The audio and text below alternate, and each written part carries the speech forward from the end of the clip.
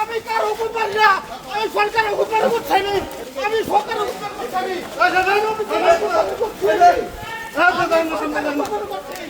আমি নিজের হুকুম করি নাই, আমাকে আঘাত করছে, আমাকে গুলি করে আঘাত করছে, আমাকে গুলি করে আমি নির্দোষ, আমি নির্দোষ, আমি নির্দোষ। আমাদের যারা যারা আসামি হত্যা ছিল তাদেরকে আসামি করে দেয়।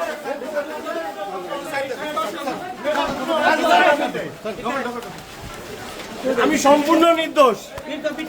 আমি 3 জন আসামি পক্ষে মামলা ট্রায়াল কন্ডাক্ট করেছি শেষ পর্যন্ত। তার মধ্যে 29 নম্বর আসামি হাজতবাজ সহ 2টা চার্জে খালাস হয়েছেন, অর্থাৎ 29 নম্বর আসামি খালাস হয়েছেন। আর 8 এবং 9 নম্বর আসামি এএসআই আমির হোসেন এবং কনস্টেবল সুজন চন্দ্র রায়ের ঘোষিত রায়ের সাবস্ট্যান্স এবং অপারেটিভ পার্ট অনুসারে মৃত্যুদণ্ড প্রদান করা হয়েছে। আমরা এই রায়ে প্রত্যাশার নিরিখে অবশ্যই সংক্ষুব্ধ এবং আমরা আইনে নির্ধারিত সময়ের মধ্যে আপিল করে মহামান্য আপিল বিভাগ হইতে আমরা প্রত্যাশা করছি খালাস পাইব।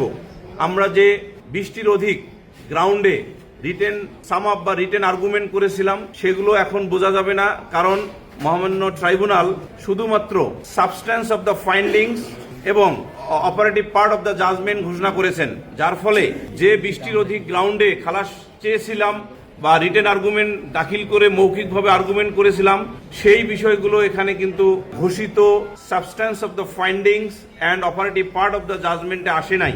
ফলে পরিপূর্ণ রায় বা পূর্ণাঙ্গ রায় পাওয়ার পর বিচার বিশ্লেষণ করে মহামান্য আপিল বিভাগে যথাসময়ে আপিল দায়ের করে আপিল শুনানি অন্তে আমরা বিশ্বাস করি